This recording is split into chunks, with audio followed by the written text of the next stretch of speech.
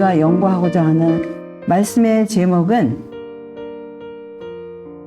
천국에 들어가기 위해 필요한 것 오직 하나라는 이 제목 가운데 우리가 정말 그 필요한 것, 천국에 들어가기 위해서 필요한 그 오직 한 가지, 그것이 무엇인지, 과연 우리가 그것을 소유하기 위해서 얼마나 매진을 하는지를 우리 자신을 살펴보는 귀한 시간 되고, 또 우리의 마음들이 다시금 보이지 않는 하나님, 또 우리 구세주 예수님, 천사분들, 그분들의 임재를 인식하면서 이 시간 정말 은혜 받는 시간 되시기를 기원합니다. 너희는 기쁨으로 나아가며 평안히 인도함을 받을 것이요 산들과 작은 산들이 너희 앞에서 노래를 발하고 들의 모든 나무가 손바닥을 칠 것이며 너희는 나의 창조하는 것을 인하여 영원히 기뻐하며 즐거워할지니라. 보라, 내가 예루살렘으로 즐거움을 창조하며 그 백성으로 기쁨을 삼고. 구원받은 백성들 앞에는 이렇게 말로 표현할 수 없는 이 기쁨과 즐거움이 앞에서 기다리고 있어요. 얼마나 놀라운 일입니까? 우리가 미래를 생각할 때 이 뉴스나 이런 거를 보면 참 암울하고 좀 이 세상이 이제 정말 어두움밖에 없구나 그렇게 생각하지만, 우리 하나님의 말씀을 펼 때 정말 우리 앞에는, 구원을 받은 백성들 앞에는 이 세상에서 맛보지 못한 그 영원한 기쁨, 영원한 즐거움, 그것이 앞에서 기다리고 있다라는 이 놀라운 사실, 정말 그것을 얻고 싶지 않습니까? 이 세상에 아무리 기쁜 일이 있다 할지라도, 즐거운 일이 있다 할지라도 기쁨 뒤에는 또 슬픔이 생기고 그 어두운 일이 생기고, 그게 이 세상의 일인데, 하늘나라는 첫날의 기쁨은 제일 작은 기쁨이에요. 날이 가면 갈수록 첫날의 기쁨도 무한대의 기쁨인데, 날이 지나면 지날수록 그 무한대의 기쁨이, 즐거움이 주님의 백성들을 그렇게 채워줄 것인데, 얼마나 놀라운 미래를 생각할 때 우리 잠깐 살다가 지나가는 이 세상은 아무것도 아니라는 거, 우리가 다시 한번 우리 마음 가운데 기억을 하십시다. 그 12문은 12진주니 문마다 한 진주요 성의 길은 맑은 유리 같은 정금이더라. 성 안에 성전을 내가 보지 못하였으니 이는 주 하나님 곧 전능하신 이와 어린 양이 그 성전이심이라. 그 성은 해나 달의 비침이 쓸데없으니 이는 하나님의 영광이 비치고 어린 양이 그 등이 되심이라. 만국이 그 빛 가운데로 다니고 땅의 왕들이 자기 영광을 가지고 그리로 들어오리라.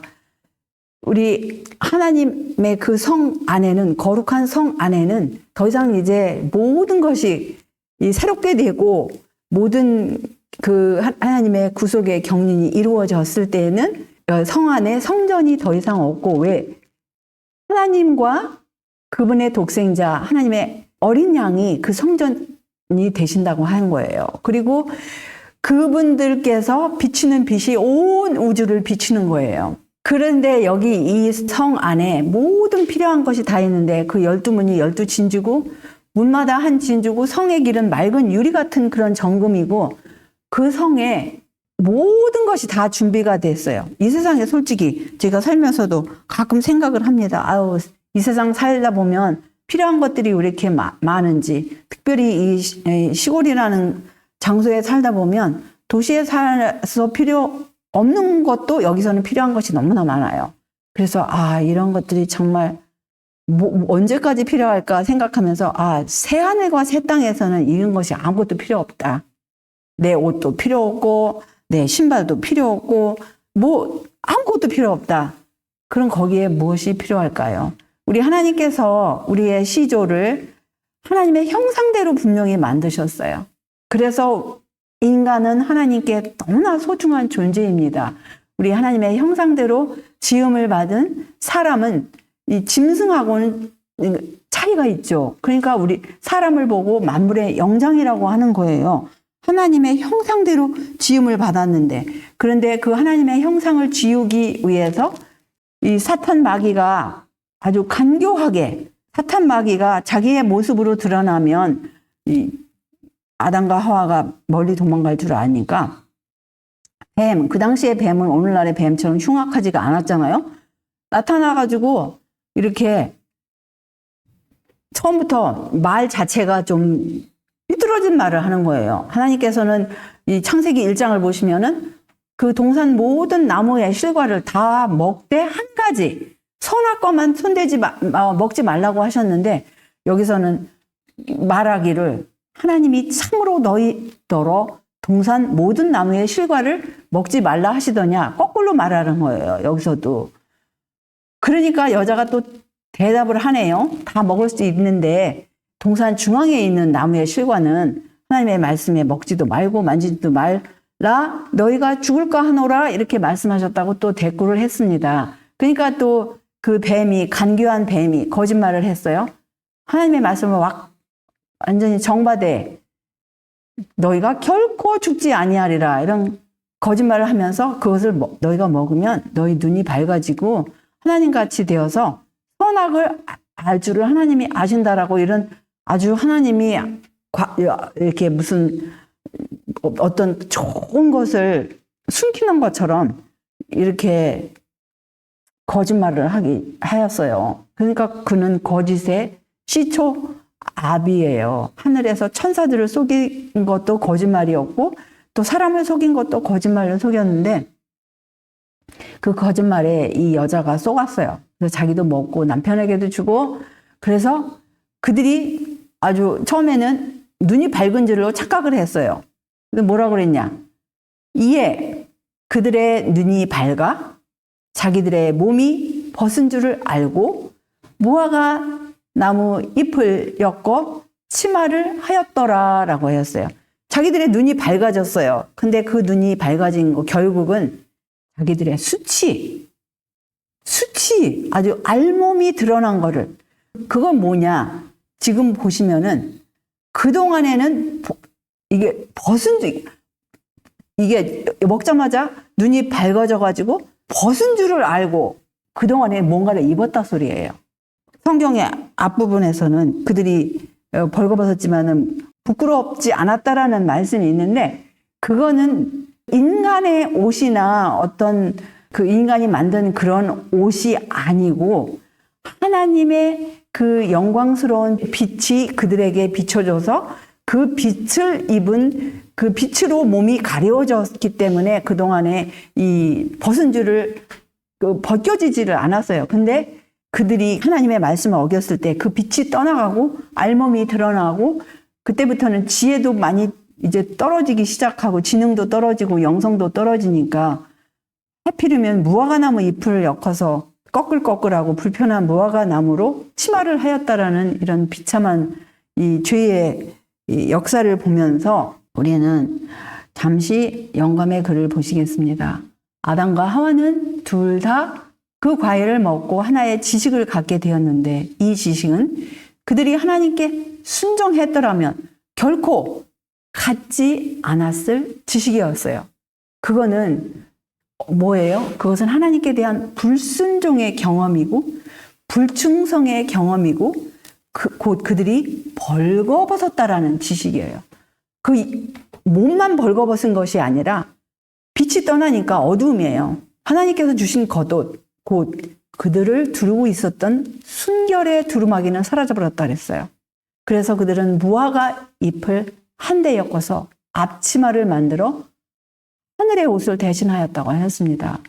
그래서 그때부터 자기들의 벌거벗은 영혼과 육체와 이런 그런 모든 것들이 빛이 떠나니까 어두움이라는 거예요.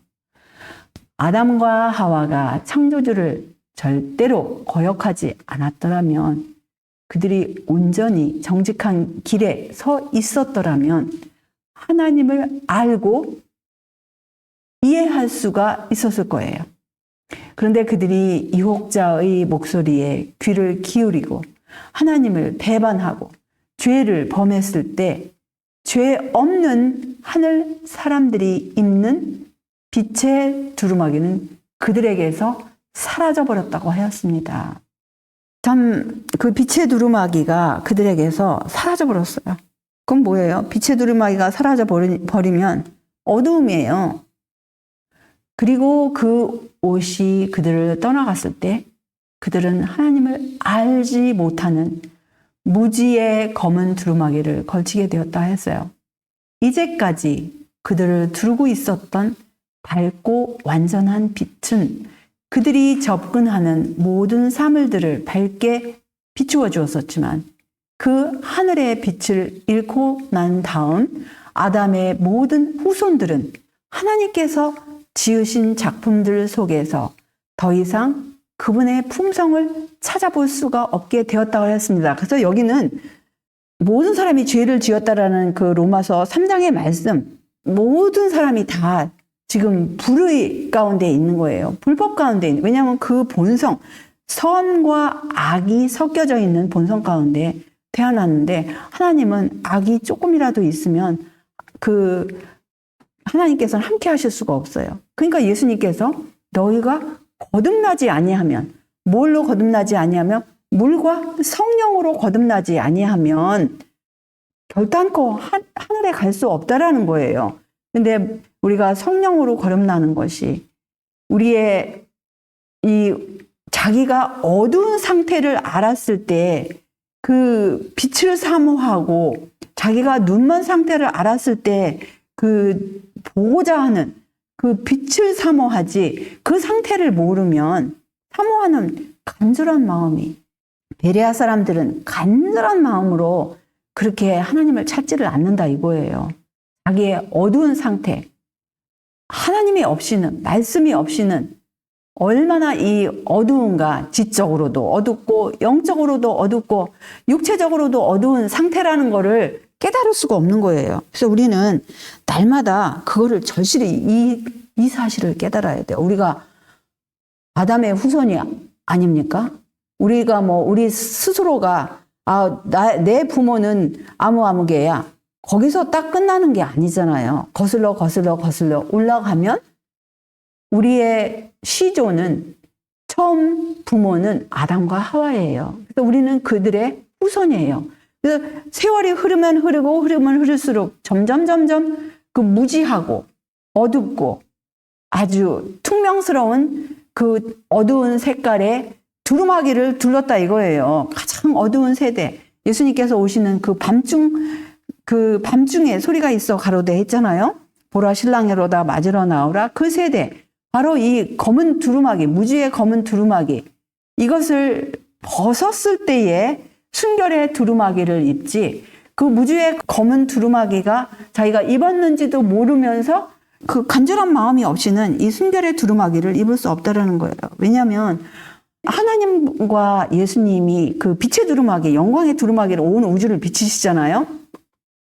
근데 그분들로부터 모든 이 하늘의 군대들, 하늘의 지적인 그 분들, 존재들, 또 천사들, 하늘의 그 우주의 거민들 모두가 다 이 흰 영광스러운 옷을 입었는데 마지막 세대, 구원받을 세대들, 그들도 역시 그 옷을 입을 거라는 거예요. 이 일 후에 내가 보니 각 나라와 족속과 백성과 방언에서 아무라도 능히 셀 수 없는 큰 무리가 흰 옷을 입고 손에 종려 가지를 들고 보좌 앞과 어린 양 앞에 서서 큰 소리로 외쳐 가로되 구원하심이 보좌에 앉으신 우리 하나님과 어린 양에게 있도다. 그래서 여기 구원받은 백성들이 그들이 입은 옷이 흰 옷이에요. 그 다음에 손에 무엇을 가졌습니까? 승리를 상징하는 종려가지를 들었어요. 그리고 그들이 다른 분 앞에 서 있는 게 아니라 그 하나님 앞과 그분의 독생자 어린 양 앞에 섰어요. 그 다음에 그들은 그 자기들의 구원이 어느 분에게서 왔는지 압니다. 보좌에 앉으신 우리 하나님과 어린 양에게 구원하심이 있다라는 것을 이들은 알기 때문에 이렇게 큰 소리로 찬양하는 거예요. 그리고 그들은 자기들이 원래는 입은 옷들이 이렇게 더러운 걸레 같은, 자기의 의는, 인간의 의는 더러운 옷, 여기서는 더러운 옷이라고 표현했지만 아주 더러운 걸레 쪼가리 같은, 아주 피가 썩어버리고 이런 더러운 걸레 쪼가리, 그런 부정한 자, 그거를 알아요. 우리 하나님과 예수님의 그 희생과 의로우심과 구원하심이 없이는 처음부터 더러운 걸레 쪼가리라는 걸 이들은 절실히 느낍니다. 이게 구원받은 백성들이 최초로 느껴야 할, 그리고 날마다 더 이것이 깊어져야 할 사항이라는 거예요. 그래서 우리가 이거를 깨닫지 못하면 너무나 이상한, 소위 말로만 믿노라 하는 이상한 사람들이 되는 거예요. 자기가 얼마나 우리 하나님과 구세주 예수님의 구원하심이 없이는 날마다, 그거는 어떤 교리적으로 뿐만 아니에요. 교리적으로 뿐만 아니라 그냥 말씀 듣는 것이 뿐만 아니라 정말 우리는 그거를 체험적으로 알아야 돼요. 우리가 정말 이분들의 구원이 없더라면 그 구원은 과거, 현재, 미래를 총망라한 거예요.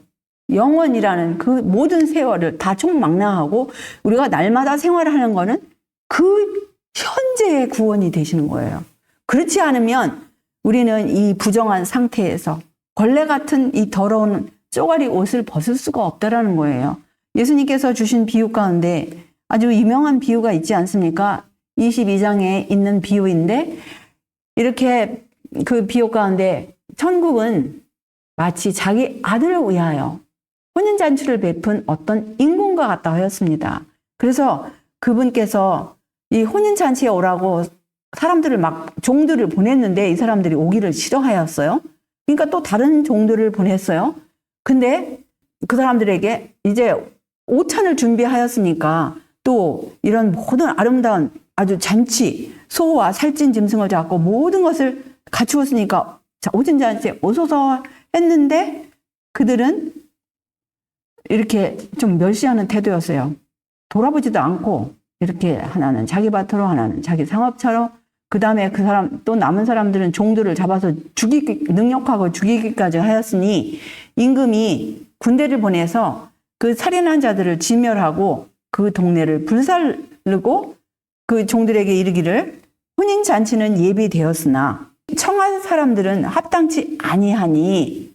그래서 이것이 역사적으로 이스라엘 백성들 가운데 그대로 이루어졌어요. 너무나 슬픈 역사이죠. 하나님께서 아브라함의 혈육이 된 그 이스라엘 족속들을 하나님의 택한 백성으로, 그들을 이 국가적으로, 민족적으로 선택된 백성으로 삼았는데, 이들은 정말 그 하나님의 구원을, 하나님의 그 자비와 구원과 사랑을 그렇게 그거를 감사할 줄을 몰랐어요. 그걸 느낄 수 있는 이 지적, 영적 능력이 너무나 모자랐어요. 그래서 참 어떤 면으로 불쌍한 족속들이에요. 지금까지도 저렇게 전쟁 가운데서 고통을 당하고 있는데 그들이 아직도 이 구속의 경륜을 모른다는 거, 너무나 슬픈 일이죠. 그런데 하나님께서 이제는 사거리 길에 가서 사람을 만나는 대로 혼인잔치에 청하여 오라고 하셨어요. 그래서 종들이 나가서 악한 자나 선한 자나 만나는 대로 모두 데려오니 혼인자리에 손이 가득하였어요. 그런데 임금이 손을 보러 들어올 때에 거기서 예복을 입지 않은 한 사람을 봤어요. 그래서 하시는 말씀이, 친구여, 어찌하여 예복을 입지 않고 여기 들어왔느냐? 저가 유부분이었어요. 그래서 임금이 사람들에게 그 수족을 결박하여 바깥 어두움에 내어 던지라. 거기서 슬피 울며 이를 갈미 있으리라. 이렇게 하시면서 청함을 받은 자는 많되 택함을 입은 자는 적다고 하셨습니다. 그래서 소위 지금 하나님의 말씀, 성경을 가진 기독교 정파나 카톨릭 뭐 이런 사람들이 얼마나 많이 청함을 받았어요. 다 많지만 하나님 말씀에 택함을 입은 자는 적다고 하였어요. 이 사람들이 다 주여 주여 부르고 하나님을 부릅니다. 하나님을 믿노라 해요. 다 주님의 이름을 부르고 다 하나님을 믿노라 합니다. 엄청난 지금 몇십억의 인구가 있어요. 청함을 받은 자가. 그런데 택함을 입은 자는 적다고 하였어요. 그래서 혼인 예식보다 먼저 진행될 사업이 있는데 그것이 무엇이냐? 누가 하늘의 후보자인가? 조사를 해야 되지 않겠어요?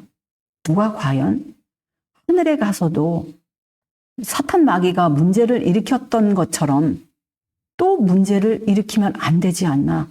그러니까 이 조사하는 일에 지금 사람은 관련이 없어요. 여기 조사하는 일은 사람하고는 관련이 없어요. 다음에 이것 이후에 이 세상이 이제 끝나고 나서는 사람이 구원받은 사람들이 그 조사를 하는데 물론 천사들과 같이 하죠. 그런데 지금만큼은 지금 진행되는 이 조사의 일은 사람은 관련이 안 됐어요. 하늘의 존재들만 관련이 되었어요. 하나님과 그리스도와 천사분들만 관련이 됐어요. 그래서 아무리 자기 자신이 나는 잘했어 그렇게 합리화시켜도 나는 됐어 아무리 합리화시켜도 그건 자기가 자기를 자기가 자기를 점수를 매기는 거지 그거하고 상관이 없어요. 아무리 자기 자신이 잘났다 해도 여기서 결정하시는 분들은 하나님과 그리스도와 천사분들이에요. 이걸 우리는 숙지를 해야 합니다. 그래서 과연 이 사람이 하늘에 지금 하나님을 믿노라 하는 사람들 한 번쯤은 하나님을 믿노라 했던 사람들이에요. 그 사람들이 과연 이 예복을 입었는가? 어린 양의 피로 씻어서 깨끗하게 된 흠 없는 품성의 옷을 입었는가? 이것을 살펴보는 시간이라는 거예요. 그래서 이 사업이 지금 진행된 지가 꽤 오래되었습니다. 부족한 것이 발견되는 자는 밖으로 내어 쫓김을 당하지만은 검사한 결과 혼인 예복을 입은 것이 인정되는 자는 모두 하나님의 간합하심을 받고 그분의 나라에 들어가서 그분의 보좌에 앉을 자격을 얻게 된다고 하였어요. 이와 같이 품성을 검사하는 일, 곧 누가 하나님의 나라에 들어갈 준비가 되었는지 결정하는 것이 지금 진행되고 있는 조사를 하고 있는 각자의 품성을 조사하고 있는 그 조사 심판의 시기라는 거예요. 지금 바로 이게 은혜의 시기예요. 은혜의 시기. 이 조사 심판의 시기는 은혜의 시기고 정말 이 세상에 무엇으로도 바꿀 수 없는 귀한 시간입니다. 그래서 이것은 하늘 성소에서 하는 마지막 사업이라는 거예요. 우리가 지금은 각 나라마다 서로가 체결을 맺어서 비자라는 것 없이 왔다 갔다 하는 나라들이 많이 생겼어요. 한국도 그 중에 한 나라인데 과거에는 이 비자를 받기가 좀 힘들었어요. 여러 가지 까닭스러운 일들이 조사하고 법적으로나 여러 가지 조사하는 일들이 많았어요. 마찬가지로 지금 과연 꼭 필요한 옷을 입었는가 이것을 지금 본다라는 거예요. 그것이 바로 최후의 상급을 주기 전에 누가 그 의인의 유업을 받을 자격이 있는지를 결정하는 것이 바로 이 사업인데 그것이 결정된 다음에 각 사람에게 예수님께서 각 사람에게 줄 상이 있다고 하셨잖아요. 그래서 이 일이 언제 진행이 되냐면 지금 우리가 살고 있는 이 시간 동안에 진행된다 이거예요. 지금 이 시간에. 그래서 지금 이 시간 우리의 운명이 결정되어 가고 있는 시간인데 그것이 무엇이냐면 그 혼인 예복이 무엇을 상징하죠? 바로 그리스도의 참된 제자들이 갖추어야 할 순결하고 흠이 없는 품성을 표상한다 그랬어요. 순결하고 흠이 없는 품성. 그게 무엇이에요? 바로 그리스도의 품성인데, 그리스도의 품성은 어떤 품성이냐? 아버지의 품성을 닮은 거였어요. 근데 아버지의 품성, 그리스도의 품성, 그 사본이 무엇이죠? 하나님의 율법 가운데 그분의 품성의 사본이라고 해요. 그러니까 하나님의 율법을 달리 품성하고 분리시키면 안 됩니다. 그거는 하나님의 품성을 드러내는 거예요. 하나님의 품성을 그대로 반영하는 것이 하나님의 율법이라는 거예요. 근데 여기서 지금 번역이 좀 어떤 때는 예언의 신이나 성경에서 직역을 하지 않은 부분이 있어요. 근데 성경에는 이 세마포는 성도들의 옳은 행실, 이거는 이제 개역 번역에 그대로 된 걸로 옮겼는데, 거기서 이 직역을 할 것 같으면 the righteousness of saints 뭐예요? 성도들의 의라는 거예요. 의. 그것이 세마포예요. 성도들의 의는 누구의 의냐? 그리스도의 의를 받은 거예요. 흠이 없는 그 품성, 하나님의 율법에 일치한 자기의 그러니까 하나님의 품성과 예수님의 품성에 반영하는 것이 그분의 율법인데, 그 율법을 그대로 반영하는 품성을 받았다 이거예요. 그것이 바로 누구에게 입혀지냐?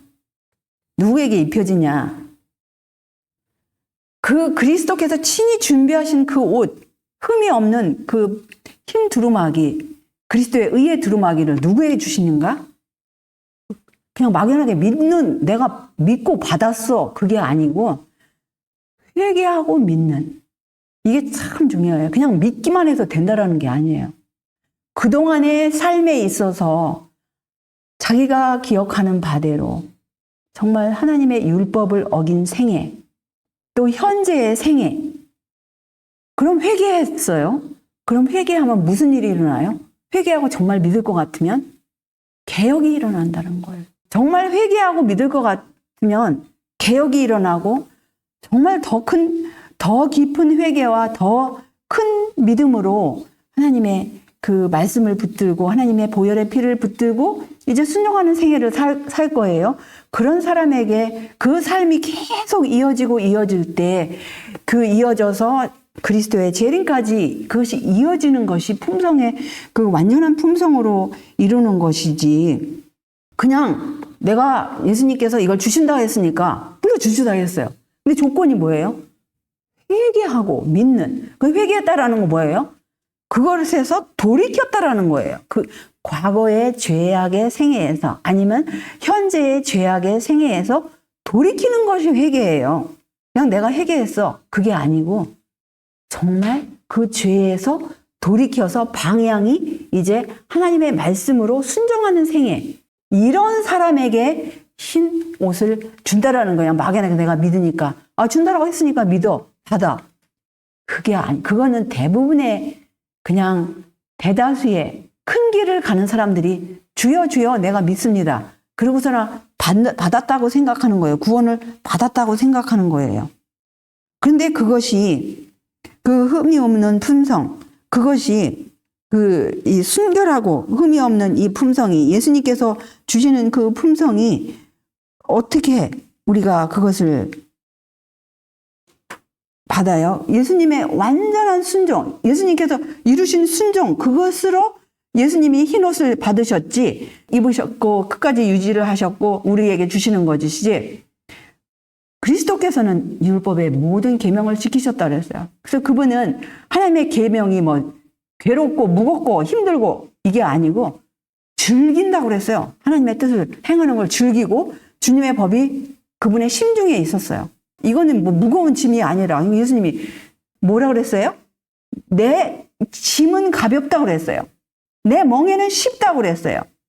짐과 멍에가 가볍고 쉬운데 이것이 순종하는 것이 힘들다면 아직도 흰옷을 입는 경험을 못했다 이거예요. 날마다 우리가 정말 이 흰옷을 입기 위해서 이기는 자, 승리한 자가 가질 그 종려나무를 가지기 위해서는 이런 지경까지 이르러야 된다 이거예요. 그래서 예수님은 이 땅에 계시는 동안에 요한복음 15장 10절에 내가 아버지의 계명을 지켰다. 그분의 온 생애 가운데 십자가까지 완전한 순종으로 그 십자가는 그 광야에서 겟세마네에서 십자가 이 가장 어려운 어두움의 골짜기, 죽음의 골짜기까지 아버지의 계명을 완전히 순종했어요. 그래서 어떠한 인간이라도 핑계가 없게 만들었어요. 어떠한 인간이라도 나는 하나님의 계명이 너무 힘들어서 지킬 수 없다 이렇게 입을 틀어막게 하셨단 말이에요. 하나님의 계명을 이렇게 예수님께서는 그 죽음의 골짜기 겟세마네 또 그 겟세마네 그 이전에 그 맨 처음에 공생에 들어가시기 전에 광야에서 그거는 인간이 어떤 인간도 핑계할 수 없는 이 세상의 유혹, 그 육신의 유혹, 마귀의 유혹 다 이기신 거예요. 근데 거기서 끝난 게 아니라 겟세마네 동산 아버지로부터 분리되는 그 시간에서도 하나님의 계명을 하나님을 신뢰를 했어요. 무섭고 공포의 그 도가니에서도 아버지와 분리되는 그 무서운 도가니 속에서도 아버지를 신뢰했어요. 그리고 아버지를 거역하지 않았어요. 그 다음에 십자가에서 엘리 라마 사박다니 나의 하나님 어찌하여 나를 버리셨나이까 그런 느낌과 공포의 소리 지름이 있음에도 불구하고 아버지를 신뢰했어요. 그래서 마지막이 뭐예요? 아버지요 내 영을 아버지 손에 부탁하나이다. 기도를 한 거예요. 아버지를 신뢰했어요. 아버지께 버림받은 것을 느꼈으면서도 불구하고 아버지요 내 영을 아버지 손에 부탁하나이다. 그렇게 아버지께 굴복을 하였습니다. 근데 우리가 그 옷을 입으려면 우리도 똑같은 경험을 해야 된다는 거예요. 우리가 아무리 힘든 상황에서도 우리는 우리 자신을 그리스도께 여기다 바친다고 했는데 우리가 우리 스스로를 바칠 수 있는 권한도 없어요. 왜냐하면 우리의 몸과 마음은 우리의 소유가 아니에요. 우리 마음대로 우리 하나님께 나 바치겠습니다. 이건 좀 건방진 거예요. 이 번역을 잘못했습니다. 이 원어는 submit은 무슨 의미냐? submit을 직역을 할 것 같으면 복종한다, 복종시킨다, 순종하게 한다. 그 다음에 완전히 이거 모든 것을 그냥 굴복한다. 이런 의미예요. 그러니까 그것은 오로지 우리의 몸과 마음을 소유하신 분께 그렇게 모든 것을 우리의 몸과 마음, 창조와 구속으로 그분의 소유된 이거를 우리가 바치는 것이 아니라 굴복하는 거예요. 아무리 어려운 상황에서도 예수님께서 광야에서, 겟세마네에서, 십자가에서 굴복하신 것처럼 우리는 이 세상을 지나갈 때 아무리 어려운 상황이 닥쳐도 앞으로 있을 하다못해 일요일 법령까지라도 야곱의 환란 때까지라도 물론 야곱의 환란 때는 좀 힘들 거예요.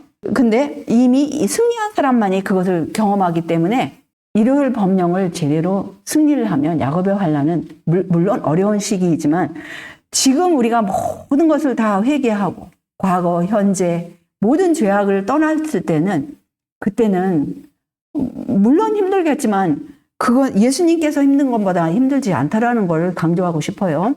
그래서 우리가 완전히 어떤 상황에서도 핑계를 대면 안 돼요. 이거 힘들다. 물론 힘들죠. 그리고 우리는 사람과 사람을 비교하면 안 돼요. 우리는 항상 우리 구세주 예수님과 비교를 해야 돼요. 그럴 때 우리 자신이 얼마나 비참하고 정말 구더기, 지렁이, 아주 먼지, 안개라는 거를 우리는 깨달을 수 있어서 사람과 사람들이 참 비교를 하는데 그거는 참 우리가 그런 짓은 하지 말아야 돼요. 왜 사람과 사람을 비교합니까? 우리는 그리스도와 비교를 해야 돼요. 과연 내가 정말 예수님께서는 이런 상황에서 어떻게 하셨을까? 예수님은 분명히 선이 분명해요. 선과 악이 분명하시고 빛과 어두움이 분명하시고 진리와 오류가 분명하시고 고린도후서 6장의 말씀처럼 그 중에서 분명히 예수님은 나오라고 그랬지 거기에 연합하지를 않습니다. 그리고 우리의 마음은 그리스도의 마음과 연합되고 우리의 뜻은 그분의 뜻에 합병되고 우리의 정신은 그분의 정신과 하나가 되어서 우리 생각은 그분에게 사로잡혀야 돼요. 그럴 때 우리가 그분의 생애를 살게 되고 그럴 때에 그분의 의의 옷을 입는 거예요. 이렇게 되지도 않고 내가 준다고 했으니까 예수님이 나에게 준다고 했으니까 네 믿습니다. 받습니다. 이게 아니라는 거예요. 정말 우리가 어려운 상황에서 정말 아직 모든 것이 쉽게 돌아가는 상황에서는 누구나 다 막 엔돌핀 나오고 좋고 그러죠. 그런데 우리의 품성이 언제 드러나요? 어려운 상황, 시험의 때에, 환난의 때에 우리 품성이 드러나요. 과연 어두운 상황에서, 빛이 보이지 않는 상황에서 우리가 예수님께 그분의 뜻에 예수님께 바친다는 건 뭐예요? 예수님께 굴복한다는 건 뭐예요? 말씀에 순종하느냐 아니면 내 뜻대로 하느냐 이거죠. 정말 우리에게 주신 그 드러난 말씀 가운데 우리가 굴복하느냐? 우리의 생애가 우리의 뜻이 정말 우리가 예수님의 마음과 하나가 되고 그분에게 사로잡혔나? 사로잡힌다는 건 뭐예요? 말씀에 사로잡히고 말씀에 그 말씀대로 산다라는 의미예요. 정말 그럴 때 우리가 어두움에서 빛으로 사탄의 권세에서 하나님께 나아가고 이 선악이 섞인 인간의 영에서 하나님의 영으로 영광에서 영광으로 우리 발자국이 전진할 수 있다라는 거예요. 우리가 그렇게 될 때, 우리가 정말 그렇게 할 때, 우리가 하나님 앞에 말할 수 없이 그래도 부족하지만 그렇게 아무리 한다 할지라도 그렇게 하면 할수록 그런 사람은 자기가 죄인인 것을 더 느껴요. 세월이 가면 갈수록. 그렇게 하면 할수록 우리가 능력을 더 받게 돼요. 그분의 능력을 더 받게 되고 죄의 흉악함을 더 우리가 느끼게 되고 그럴 때 우리는 여기 하나님께서 그분의 자녀들이 온전하게 되기를 바라신다고 했어요. 그 온전하게 된다라는 의미를 계속 설명하시는데요. 그분의 율법은 그분의 품성의 사본인 동시에 모든 품성의 표준이 된다 했어요. 그래서 사람들이 서로 비교하지 말라라는 거예요. 이 귀한 표준을 모든 사람에게 주신 것은 하나님께서 당신의 나라를 구성할 백성들이 어떠한 사람이 되어야 할지에 대해서 오해가 없도록 하시기 위함이라는 거예요. 그래서 정말 여기 지금 진행되고 있는 이 조사 심판의 이 사업이 그걸 지금 조사하는 거예요. 우리 세계 가운데. 그리스도의 지상생애는 하나님의 율법의 완전한 표현이므로 하나님의 자녀라고 주장하는 자들이 그리스도와 같은 품성을 갖게 될 때 하나님의 계명을 순종할 수 있게 될 것이라는 거예요. 그래서 이것이 우리가 그렇게 되었을 때 여기 그 다음 문장이 참 단어가 의미가 있는데요. 그렇게 될 때 뭐예요? 하나님의 계명을 순종할 수 있게 될 때 이제 하나님께서는 우리를 믿을 수 있다라는 사람, 너 이 사람은 안전하다. 그리고 그런 사람이 그리스도의 의의 옷을 입고 하나님의 그 혼인잔치, 임금님의 잔치의 한 자리를 차지하게 될 것이고 또 이 흰 옷을 입은 씻음을 받은 바 된 그 무리들과 연합할 권세를 갖는다고 하였습니다. 그래서 그것이 바로 그 우리가 하늘에 들어가기 위해서 이 땅에서 가지고 갈 거 하나도 없어요. 아무것도 없어요. 오로지 그거밖에 없습니다. 우리가 하늘에 가지고 갈 것은 그 한 가지밖에 없다라는 거예요. 그래서 우리는 이 무한한 대가를 치르고 마련된 이 혼인 예복, 그것이 과연 우리가 정말 날마다 받기 위해서 우리가 얼마나 굴복하는가 여기에 달려있는 거예요. 그리스도께서는 그분의 아버지께 그분의 충성된 백성들을 티나 주름 잡힌 것이나 이런 것들이 없는 영광스러운 교회로 나타내기 위하여 그분의 의로 옷을 입히실 것이라 하였습니다. 그들의 이름은 생명책에 기록되어 있고 그리고 흰옷을 입고 나와 함께 다니리니 그들은 합당한 자인 연고라. 이렇게 기록을 하셨어요. 그래서 우리가 날마다의 생애 가운데 우리가 이 말씀을 또 기억해야 합니다. 만일 우리가 죄 없다 하면 스스로 속이고 또 진리가 우리 속에 있지 아니할 것이요.